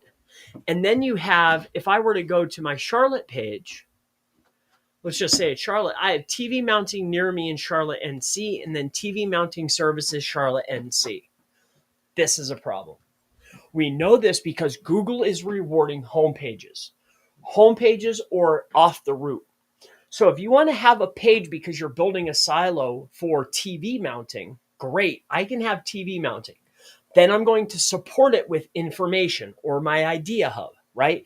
Like, when should I get my TV mounted? Why should I pay somebody to mount my TV when it only takes 20 minutes? Like, who knows? Like, right? Like, whatever you're going to write about. Then you would silo TV mounting / what's the cost of TV mounting? But my location pages are, I have TV mounting, then I have TV mounting Charlotte, TV mounting South Bend, TV mounting whatever. Does this make sense? But that's off the route. Why? Because that's what Google's rewarding, right? And two, if you're going to build out each of these services, then I should have a service page based on every location, whether it's frame TVs, discounts, outdoor, same day, soundbar, wiring, whatever it is. So let's talk about this briefly. So I'm just going to do it for one, but looking at the SERPs, not only should you be consolidating some of your services that have to do with TV mounting, they do not deserve their own silos. They just don't. They can be encompassed into one because Google is rewarding the same exact sites, right? So that means I could have one page targeting all of that. Plus, on top of that, there should be no reason to silo things because Google isn't rewarding it. Plus, in this case, I would only silo the information to support the main idea. So if I was going to set this up, I would set it up like this, my friend. I'm only looking at TV mounting. I didn't look at home services or anything else just for time, okay? Because my time is up, but I want to finish this. So when we take a look at this, I would do it like this. Now, I don't know how long this has been up, and yes, you're already a winner, but tomorrow is more important than today. Always, right? So if you have the ability, this is what I would do. So you have your homepage.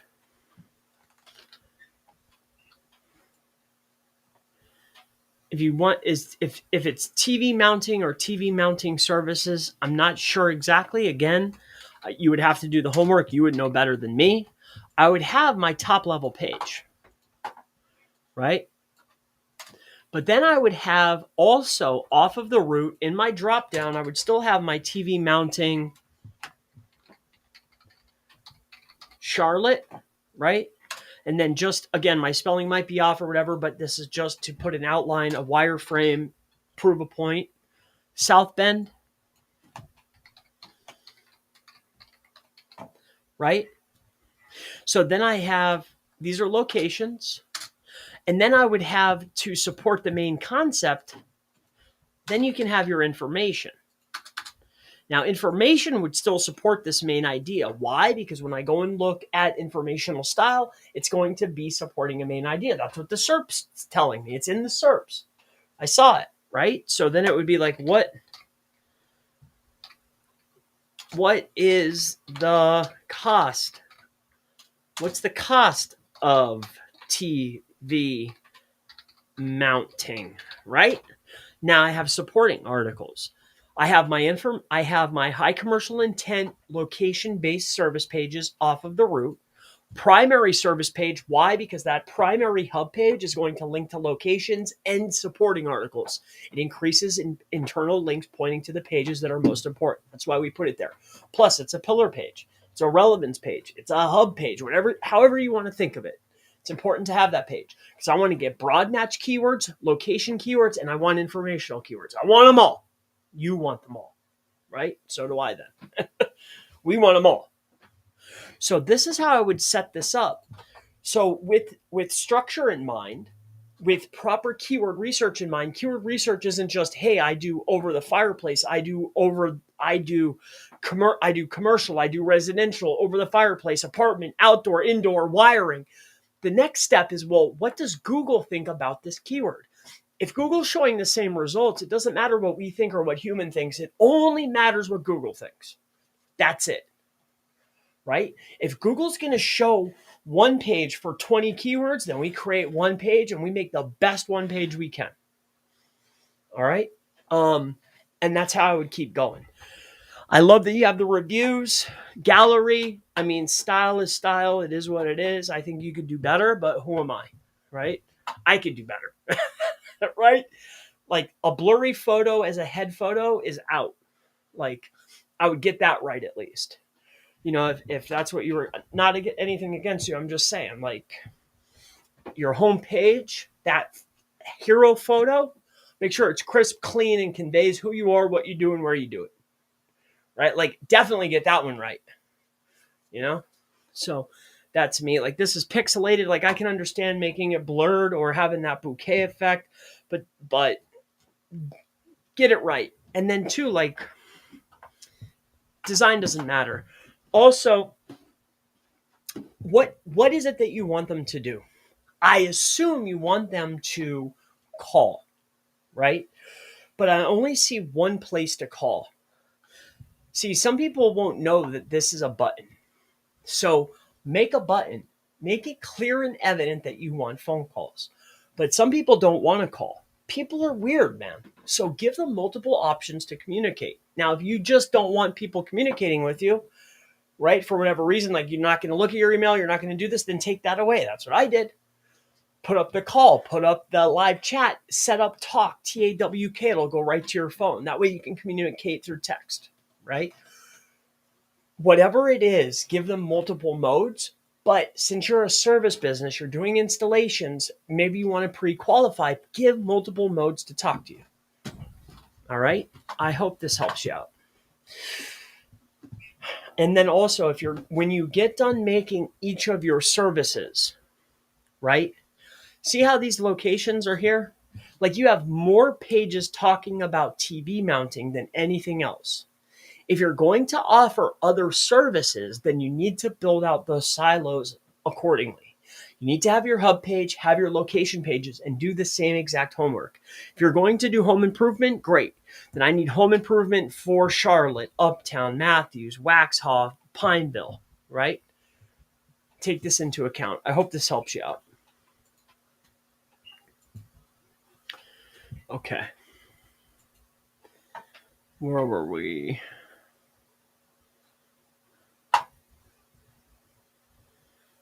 Yes. Oh, yeah. Charles is cool, man. Thank you, Chris. My pleasure.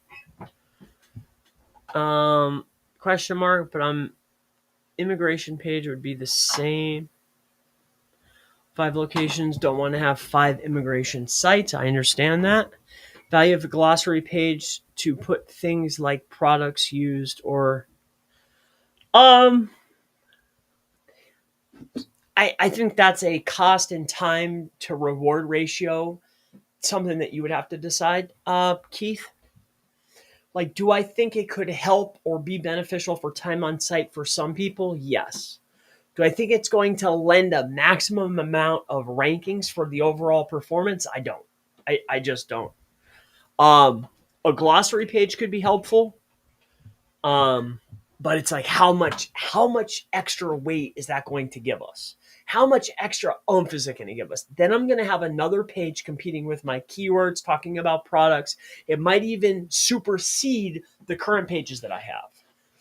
Like, you don't want to put anything in place that's going to fight or conflict with what we currently have. So that's up to you. All right. Let's go down to the bottom. What theme was the plumber site discount plumbers? At the time, it was a builder called Thrive. What it is now, I don't know. I see what you're saying. Awesome. I've seen worse, so have I. You're free to show this anytime. Thank you. I need your services. We can help. But on page, there's time involved there. There's a lot of work there, getting the primary key terms down. I want to offer that. The problem is training somebody on the keyword research. I want to offer that as a service. See, like, you give me your services, I figure out which ones have traffic, figure out which ones can be consolidated, and then wireframe the site and say, okay, here, you go build it. We have a lot that we want to add, but I want to get away from my name and build a brand, but I'm waiting for the right opportunity. I'm really hoping to buy someone else's, and so I can hurry up the clock, because I don't want to lose all the time that I've spent building my name, So that's that.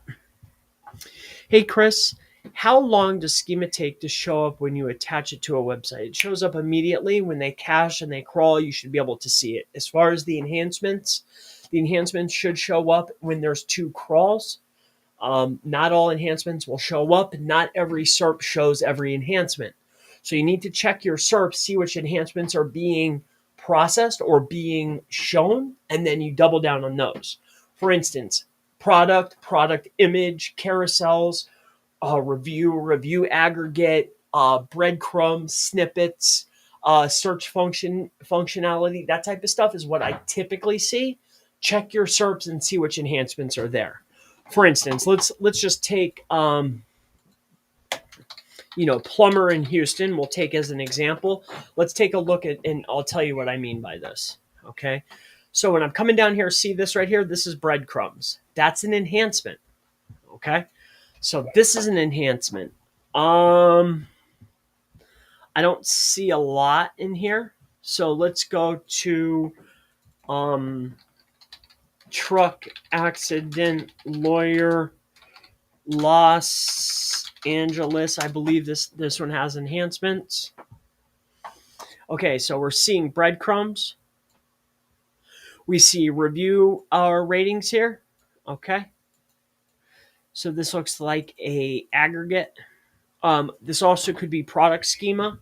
Sometimes this right here, this is the image. This could be either the Twitter card or this is a schema type. I'm not sure which one they're using. It could be Twitter, it could be OG, it could be, there's a bunch of them that you can utilize, but this is usually done with schema types. Sometimes it's not. Sometimes you just set it inside of your WordPress theme and it just pops, but usually it's some type of schema. But these are enhancements, and this is how you find them. This is how you look. Also, if you have SEMrush and you're looking for SERP features, you can generally get them from there as well. Okay? All right. That's it for me today. I went a little bit over just because I felt like I wanted to. I was having fun. That should wrap it up for today. If you have not already, please check out the SEOmastermind.org. We have training. We have mastermind testing group coaching just like this. Also, of course, the YouTube Mastermind right here on YouTube. ChrisPalmer.org for any and all of your SEO needs. That's ChrisPalmer.org. You would be wildly surprised to see all that we have to offer. We have Haro, manual outreach. We have homepage links, category specific links. We have EDU links, Web2, Foundation, Wikipedia, business directories, citations, every kind of link imaginable. We do custom schema, we do technical, we do content writing, blog content, location content, all generalized SEO content, nothing specific, nothing crazy. We're not, we don't have a specialty, right? We just write optimized articles, SEO articles. We do map traffic, website traffic, CTR, enough. Check me out if you would like. If not, hopefully you've learned with me today. My name is Chris Palmer with chrispalmer.org, the SEO Mastermind.org. And let's not forget our good old service we've been building up now. It's been live for about a year. We also offer mobile proxies at proxypixie.com. There is a Easter egg here. If you click on the most expensive, you'll get the best discount for dedicated. Go ahead and check it out. Give us a try. Everybody's very happy with our proxies right now. Thank you so much. If there's a question that I missed or that you want to ask in the section below. And I look forward to seeing you in the next YouTube SEO Coaching Mastermind video. I'll see you in the next one. Have a great day. Bye-bye.